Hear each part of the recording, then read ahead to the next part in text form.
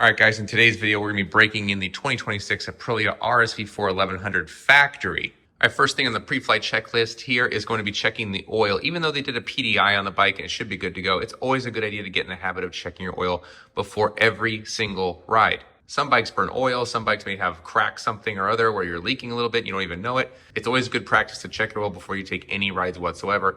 And on the 2026 here, they went from a window system to the dipstick system, which I'm not a huge fan of, but this is something you need to do. Now, when you get a bike, it's always good to get a set of spools. The Aprilia, or at least this one, came with a set of spools. Let me know in the comments if you guys also have a set of spools with your Aprilias. I've never seen a bike come with service spools, and this thing is wide. I gotta really open my pit bull up for this. So now we're gonna unscrew this dipstick. This thing's not in a really good position to get into. It kind of sucks. There we go, finally coming out now. Jeez. Okay, so we're gonna wipe off the initial here. We got the initial wipe off here. You got to put it back in there, screw it in. Back in there, screw this thing all the way in again. Man, this is annoying. There we go. Now we can take it back out. Check the level. Oh my God, this takes forever. All right, what do we got here? I'm assuming the window is right there. It looks like it's above the window. I'm assuming it has to run for a little bit. So that looks okay. It may just be high up on there just because it needs a certain limit on the window. I'll have to go check and see exactly what that requires in the dipstick. All right, so let's see about the oil changes, and this thing is as thick as an encyclopedia.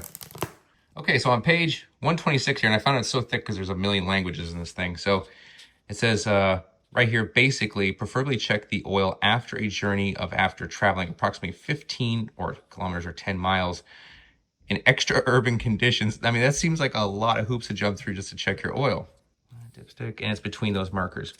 So, you know what, I'm not gonna go through all this right now. I'm just gonna assume, because it's above this level, that me letting the engine go through its cycle, it's actually gonna be below this level, because usually when you stop the bike, it's about 10 minutes for it to settle, or 15 minutes for it to actually settle at the bottom of the pan. So I'm gonna think it's good right now, but this is a little bit ridiculous for the system of checking oil, but it is important to check your oil. Next is this chain, because the stock chain right there, it's fling city on this thing. So I'm gonna take some WD-40 and wipe some of this excess chain lube off of here. I'm pretty good about maintaining my chain. Maybe you just want to leave yours on there, but I'm gonna maintain mine pretty well. So I put some WD-40 on a rag here. I'm just gonna wipe off the excess of this thing, so reduce the fling. Next, you're gonna check your lever length. Make sure it's comfortable with your fingers. That feels good to me. I've already adjusted these, so they feel great to me. You also wanna check your actual chain slack. Make sure you're within spec. Now it's time to go check out our settings here, because we want 100% power. Now, a couple important things for you guys here. I'm gonna go into the menu. Let's see if I can get a better lighting for you guys. There we go. Riding modes.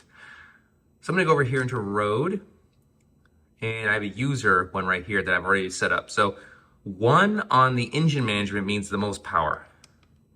That's the most engine braking. I love engine braking. I'm pulling off the traction control and the wheelie control, leaving the ABS minimal. I want as much power as I can possibly put to the ground for a proper break-in. If you're not comfortable putting the traction control, the wheelie control off, don't. I'll go over this during the ride, but I put it and leave all the nannies off this so I can get 100% power out of the bike. I'll explain it a little bit here.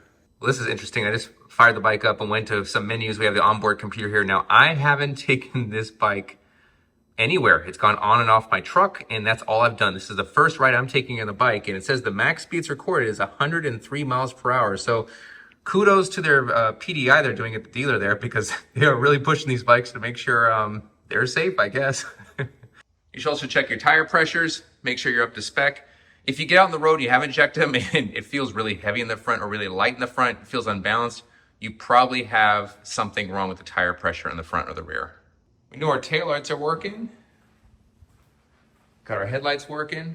Everything's working here. You can probably check your turn signals if you really want to and do all that fun stuff. But I think we're ready for a ride now. All right. You guys gonna witness the first time me riding this bike? First impressions, first everything. I haven't actually ridden this bike yet. This is the first time. So let's get her started here. All right. No drama there. Aprilia either starts or it doesn't. Those who know what I'm talking about know what I'm talking about. Now, first important step here is we're gonna let this bike warm up. We're at 81 degrees right now Fahrenheit. We're gonna let this thing get to about 180 before I start actually riding it. Okay, we are at 180 degrees and I'm taking off here. I gotta get used to the standard shifting because I'm used to reverse GP and I have rear sets on the way, but I gotta deal with standard shifting for now. So far, this is really manageable at a low RPM. That's definitely feels better than a Ducati, I'll be honest right now. We want to keep the RPMs nice and low right now because we're still technically warming up. Even though the coolant says 180, 190, whatever it is right now, we're not actually that in engine temperature. So we got to be careful still. And what we're going to do here for braking is we're just going to vary the RPMs and get a little higher, a little higher, a little higher with more and more varying loads. Meaning I'm going to go 10% throttle, 20% throttle, 30% throttle, like that. Open it up, let it engine brake on the way down. Engine braking is very important. So you're going to see a lot of me kind of revving and then going down, and then revving and going down. And I'm also going to be using the clutch, the downshift, to brake in the clutch a little bit better. And another important thing we want to do here is heat cycling. So that means turning the bike off, letting it cool down, heat cycle. Oh, I love that Aprilia sound. The firing order sounds so good on this V4. All right, so now we're getting on the freeway. I'm going to change the modes here on the right clip-on to my user mode. That has all the nannies taken off. And the reason we do this is we want 100% power out of this bike. So I got a pretty warm bike right now. Oh, she feels good. Now that was about 75%. We'll let it engine brake down again. And this is kind of the pattern we're going to follow for the entire braking process. Speed up, and then let the engine brake down. And you're going to vary throttle loads and RPMs. Half throttle right there. Quarter throttle, and we're just never going to stay at a static RPM because that's going to be the death for a break-in. Basically, the sleeve right now in the engine has some cross weaving in it, and what the piston rings are doing right now is rubbing up against that and seating properly. And the first 20 miles, I'd say, is probably the most important. Now again, there's no universally accepted way to brake in the bike, but what is agreed upon is the varying throttle loads, the heat cycling, the varying RPMs. All that stuff is very important. No one disputes that. It's just a matter of how much mileage is the most important. When I would say the first 20 is the most important, then the first 100 after that, and then it becomes less important after that first 100 miles. And I'll be engine braking a lot of this, probably at 200 miles, just engine braking it. Now I still haven't gotten to a peak RPM yet, so I'm working my way up to that right now. And I'm going to work my way up to that before about 15 miles. Then we're really just going to ring this thing out. Because there is no break-in limiter on this bike. They just give you everything right off the rip. I love that. Full speed.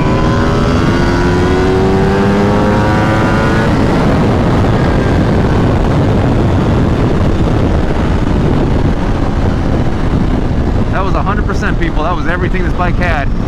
Feels a little sluggish right now. And that's to be expected on the break-in. In fact, usually what I feel is the bike getting a little more and more powerful as the braking continues till about 100 miles per hour, and that's where we're at peak power. Now I realize doing this on a freeway is not really the best way to do it, but in order to get a full load on the bike, to do it like on a dyno jet, you're not getting a full load. This is a full load with a rider on it, so you're really putting some stress on the engine, braking it in properly. If you don't have an option like this with an open road, just be as careful as you can somewhere.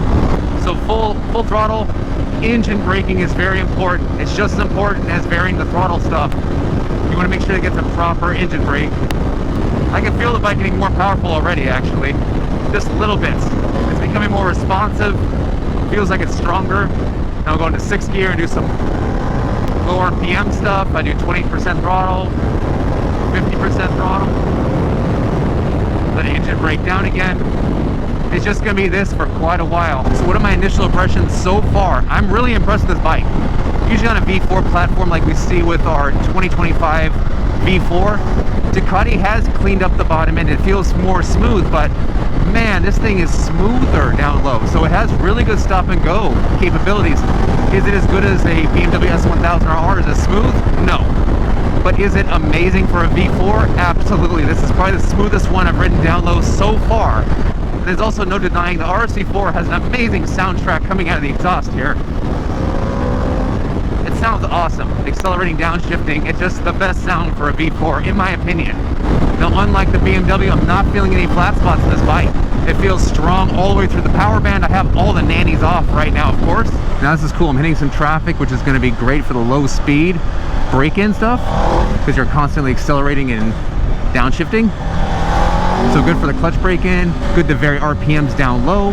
Now you don't need to be as crazy as I am with this brake-in stuff. So I'm just giving you guys an example of how I've treated every single bike since my very first bike that I bought way back in 2003, brand new. Yes, I'm not exactly a spring chicken here.